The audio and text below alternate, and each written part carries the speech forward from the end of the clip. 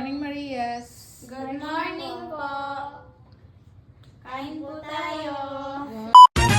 Muli po, kumusta na kayo? Ito na naman po si Nanay Needs. Hello everyone, this is Nanay Needs.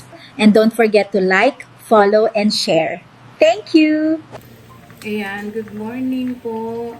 Good afternoon, good evening. Saan man po kayong dako nandoon. Tayo po ay maagang gigising.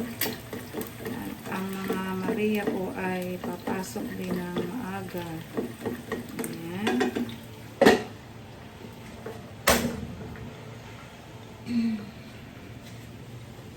Yung dalawa po ni Russell at ni Mylene ay nakaligo na. Ayan, kakain na sila. Sila naman ay nagsaing na din kanina pagising habang iba yung isa nagluluto. Nagluluto din tayo ng ulam. Kaalmusal kasi sila bago po pumasok. At ang time nila ay 5:45.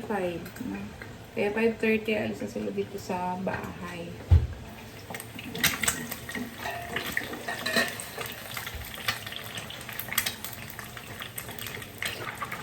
Ayan, at kagaling nga lang po natin din sa probinsya. At nag-stay din tayo doon ng mga 3 days. At samantala, iniwan natin ang Marias kila nanay. Pagpili natin sila. So, okay naman po. At ang mga bata po ay pumapasok na. Ayan, ang dami ko pong nabasa rin sa comment, no? Yung mga nangyari kay Mylene at kay Russell. Ayan. At ang mga bata po ay sabi ko nga okay na, napasok na. At sana magtuloy-tuloy na yung kanilang mga pag-iisip na kailangan palagi natin silang i-guide talaga pa. No? Na akala natin yung mga sinasabi natin ay okay na sa kanila. Yung pala minsan, sabi ko nga siguro nga, yung mga kabataan, hindi nila kasi iniisip muna yung kanilang mga decision. Minsan akala nila, yung ganun-ganun lang, basta-basta na. Ayan. So, inano ko lang to sa inyo para malaman din ng mga sponsors nyo at saka yung ibang tumutulong na kayo yung nag-decide. Malinaw. At hindi kami yung nagdesisyon nito.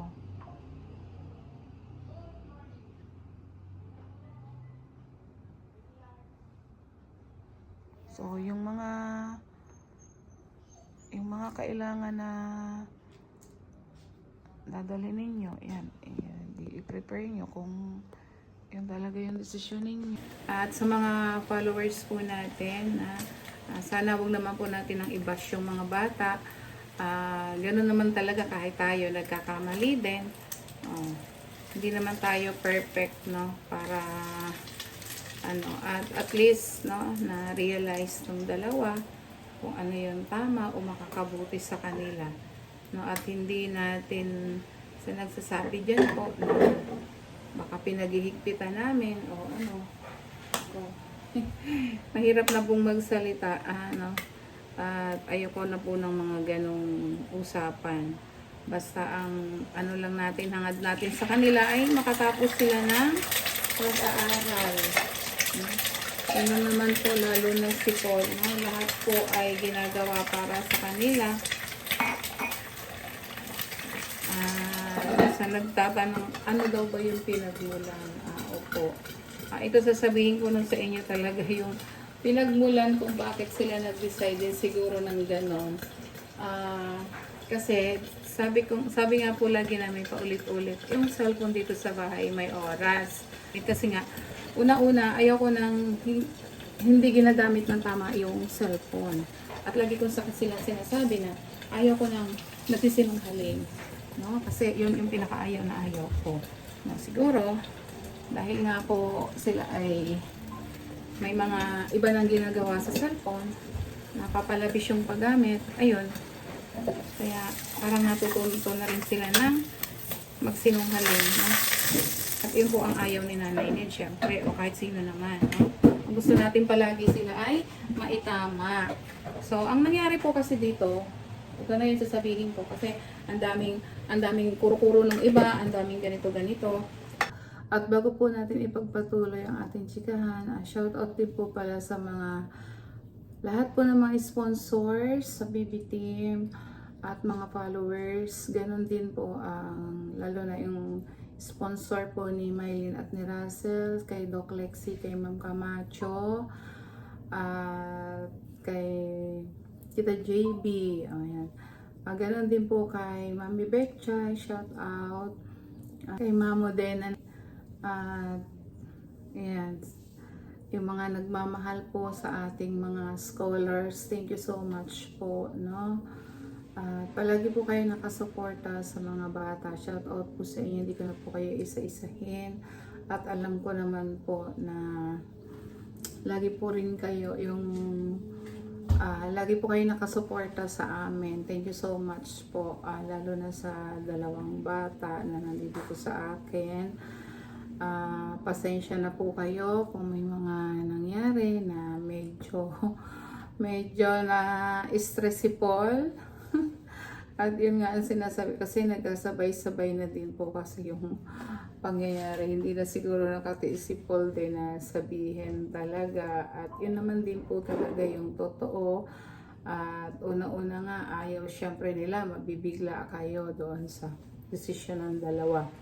So, bakit nga po ba sila nagdesisyon ng ganon? Nasabi ko din ito sa sponsor din ni Mylene at isa din sa supporter din na tumutulong din kay Russell at ayoko din silang masaktan. At yun ang isa, si Ma'am Modena, pasensya na po, umiiyak talaga siya ng todo nung syempre kahit naman sino o na madidismaya kasi kaya pasensya na po doon sa naging desisyon ng dalawa, pero okay na naman po at ito po ay nagawan din natin ng paraan, pinaintinding mabuti na kung ano yung mangyayari sa kanila.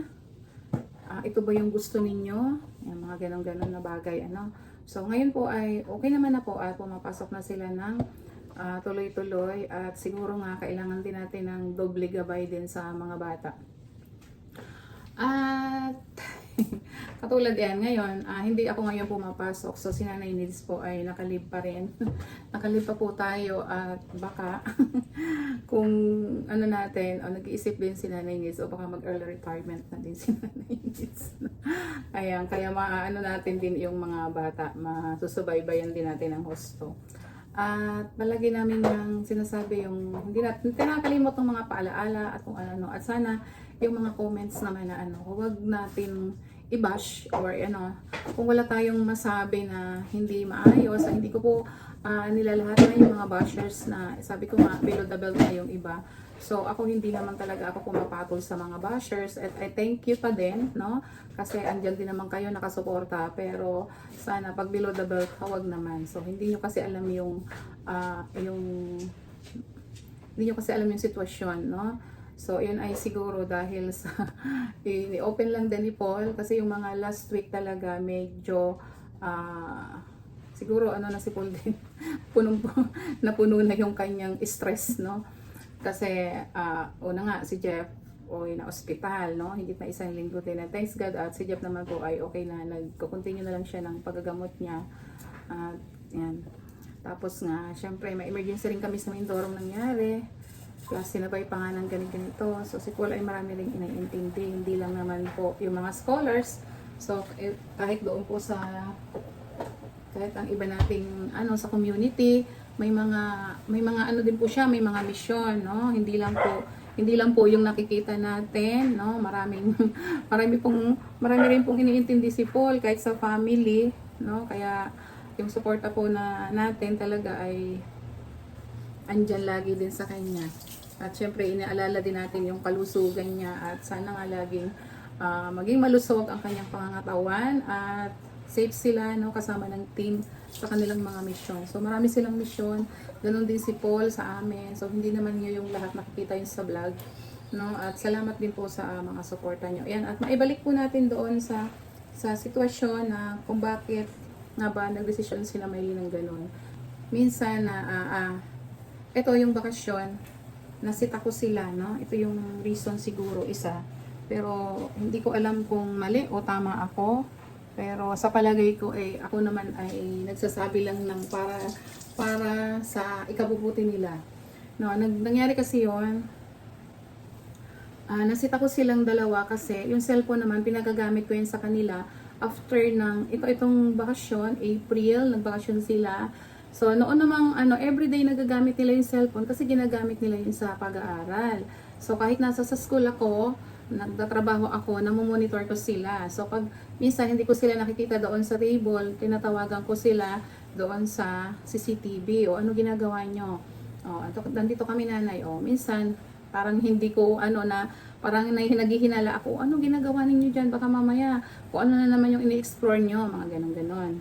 Hindi nanay, wala po. Sige. So, babalik sila sa table. So, itong nakatutok ako sa kanila kasi nga, gusto ko silang mag-exam ng PEPT, no? Para ma-promote sila for the next grade, no? Kasi nga yung edad din nila. So, ang nangyari, hi Nea, good morning. Ayan po si Nea. Naguhugas siya ng pinagkapihan namin. Ayan, nagluluto tayo dito. Ayan, at ituloy po natin yung daldalan habang nagluluto. No, yan sa mga po para mas malinawan ninyo. So, yun nga po, no, yung siguro isa sa naging dahilan nila yung mga kabataan ngayon, alam ko yan kasi pinagdaanan ko din yan, pero hindi ko naman po ginawa dati kasi nga iba na ngayon, no? Yung social media kasi po napakalaki talaga ng impluwensya, no? Kaya kayo mga kabataan kapag sinasaway kayo ng mga magulang ninyo, ganito kala ninyo, yun ay para sa inyo, no? Isa yun siguro sa naging desisyon nila na may nakita kasi ako doon sa cellphone. Yun yung reason, no, na hindi ko nagustuhan. Yun naman ay palaging sinasabi sa kanila, Dewi Paul, no? At gusto nga, ang hangad nga natin ay makatapos sila ng kanilang pag-aaral. Yan. At yun na parang nagkaroon sila ng attitude na sumasagot sila sa akin na uwi na lang po kami, ganyan, para hindi po kayo, parang ganun, para hindi po kayo ma-stress sa amin, ganun. Tama ba yung sabihan kanila ng ganun na uwi na lang po kami para hindi kayo ma-stress sa amin. So ganun lang, tapos ganun lang, ayaw nyo na sasawayin kayo. Ang isip ko, itong mga bata na ito, parang ano ba ang susundin nila? Yung cellphone nila o ako? Pero hindi naman po ganun talaga kahigpit kami kasi yung cellphone nila, halos pag wala sila sa school, kalahating araw naman nila yung nagagamit kasi nga habang nandito sila, nag-aaral sila.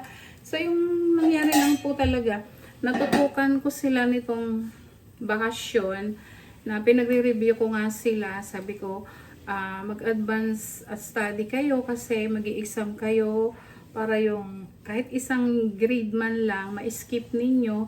So kung maipasa ninyo yung grade 10, ay di grade 11 na kayo. So di ganun pa man.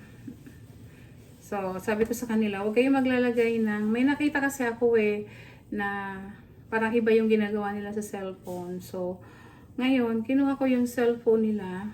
So, si PBONJ din, sabi niya, ate, kunin mo yung cellphone ng mga bata kasi i-check ko daw. So, dati kasi talaga nag-check ako. Sabi ko, tiwala naman ako sa inyo. Sabi kong ganyan, yung mga ginagawa nyo dati na ayoko na kayo kung ano ginagawa sa cellphone, ganyan. Kasi, hindi naman lahat ng nakikita nyo sa cellphone ay tama. So, napagsabihan sila. Eksakto, nandito naman si Paul, sabi ko, Paul, yung cellphone nila may nakita ako. So, gusto ko pagsabihan mo din sila. So, napagsabihan, tinawag sila. So, hindi ko na alam kung ano yung pinag-usapan nila.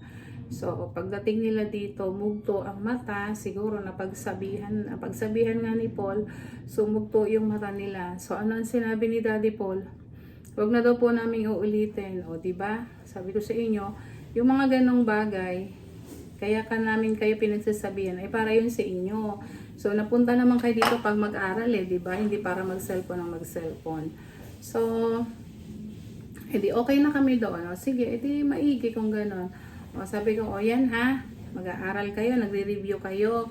Huwag nyo nang uulitin kung ano pa yung nakita ko. Kasi alangan naman, sabi ko, hindi ko naman ito-tolerate din kung may mali kayo.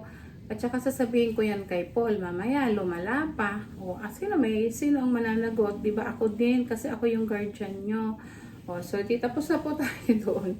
So, nakaumalis na si Paul, bumalik ng Davao.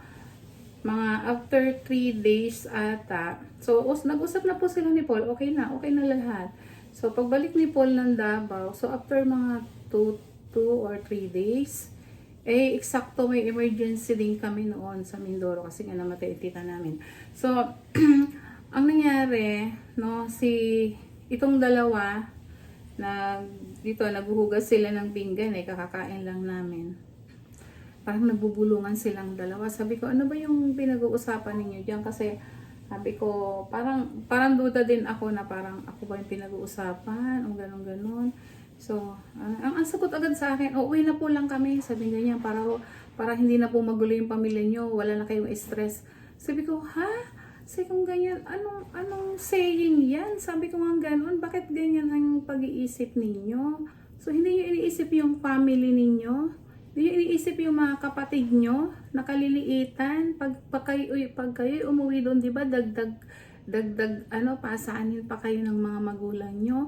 Sabi niya, hindi nyo ba iniisip yung mga sponsors nyo, yung mga tao na nasa likod ninyo, yung mga tao na nagmamalasakit sa inyo, di ba? Masasaktan sila, madidismaya kapag yan ang desisyon nyo agad. Hindi nyo ba iniisip yon? So, syempre, hindi ko naman parang talaga ako, umiiyak na din ako noon kasi ano ba nangyayari sa dalawang batang to na ganon. Kaya, ayun, kasi hindi ko din kaya na noon dahil mayroon nga rin kami emergency. Tapos si Jeff nasa ospital that time. So, hindi rin, ayoko rin mapunta doon sa ospital. Tapos, nagkataon, may sakit din ako noon na parang may trangkaso. Returns lang yung nauutusan ko doon kasi pag nagpadala sa akin si PJ sa bill, siya yung everyday kasi may binabayaran. So, si Tito Ernst lang yung pumupunta. So, ayokong sabihin kay Paul yung ganon. Sabi ko, pero sila umiyak na din silang dalawa. Sabi niya, uuwi na lang daw sila. Tapos parang hindi na nila maano yung kilos nila dito. Tapos umakit sila sa taas, nagkukulong sa kwarto. So, tahimik lang din ako. So, sabi ko nga, nung maya-maya sabi ko, alika kayo, bumaba kayo dito. Ano ba yung desisyon nyo talaga? Uuwi daw talaga sila. So, yun, tumawag ako kay Paul. Kausapin mo uli yung dalawa. So, edi medyo na naman si Paul. Siguro nga, yung stress din niya. Ano na naman yung desisyon nyo? Ganyan-ganyan ha? Ayaw niya talagang papigil. O sige, kukuhanan ko na kayo ng ticket. Sabing gano'n ni Paul. Kung yan talaga yung gusto ninyo. Siyempre, parang nandun muna si Nanay Needs. Kasi si Paul na galit na talaga siya. So, ayun po. Ayan po yung naging ng dalawa. Yun po. At yun talaga yung desisyon nila. Nagpupumilit sila. Ganon din kay Paul, no? Sabi ko nga, nang dahil lamang sa nasita sila, pagsabihan, yun na agad yung naging attitude. So, nung pagbalik namin, galing Mindoro, so isinama pa rin namin sila. So, yun ang pagkaalam ko na babalik na nga po talaga sila din sa Davao. At kinausap na rin yung mga magulang nila, ni Russell, at saka ni Mylene. So, napanood naman po siguro nyo doon sa vlog po ni Paul. Yun, at tinanong ulit silang dalawa kung ano yung mangyayari. Kahit ako, sinabi ko, ano ba yung mangyayari sa inyo doon? Ano yung plano nyo? Kayo na rin naman nagsabi na walang kakayanan ang mga magulang nyo na mapag-aral. Tapos, ganyan yung magiging attitude nyo. So, una nagsalita si Russell. Dahil napaliwanagan siya ni Paul at siguro napanood niya yung vlog din, pinanood niya kung ano yung sitwasyon nila doon, no? Ano mangyayari. Ayun, at habang kausap nga po sila ni Paul, sabi niya, hindi na lang po ako uuwi, sorry po, pasensya na po sa nangyari. At ganon din si Mylene, hindi na din daw po siya uuwi. At yun nga po, at mabuti at naliwanagan din yung isip nila at nakinig sila, no? Sana nga ituloy-tuloy na makinig sila sa mga sinasabi namin sa kanila, yung mga advice namin, no, na yun naman ay para din sa kanila at para sa ikabubuti nila. Kaya yun, no, patuloy na po yung kanilang pagpasok, dire-diretso na pumapasok na sila. At bukas, birthday nga din ni Mylene at saka si Russell sa July, birthday na. So, sana, ang wish ko sa inyo ay maipagpatuloy ninyo yung inyong pag-aaral, makatapos kayo. At yung freedom na ibinibigay sa inyo ay gamitin ng tama. Magtiyaga, magtiis sa mga panahon na iniintay ninyo kasi maraming mga umaasa, hindi lang yung pamilya ninyo, mga kaming lahat, katulad namin, yung mga followers nyo, sponsors, no, na umaasa na kayo ay makakatapos sa inyong pag-aaral. Kaya huwag sayangin yung mga pagkakataon na ibinibigay sa inyo. Pahalagahan yung mga bagay, mga tao na tumutulong sa inyo. At yun naman ay para talaga sa inyong future. Laban lang sa buhay, ipagpatuloy ang pag-aaral. At huwag laging kalilimutan na magdasal din palagi, no, para sa inyong gabay araw-araw at maging matatag. At sa inyong lahat din po na aming mga followers, maraming salamat po sa patuloy niyo pong pagsuporta sa amin at patuloy niyo din po kami ipagdasal. Lalo na po ang mga batang ito, ang ating mga scholar na sana po ay makatapos sila ng kanilang pag-aaral. Thank you po for watching. Ilak yung gate.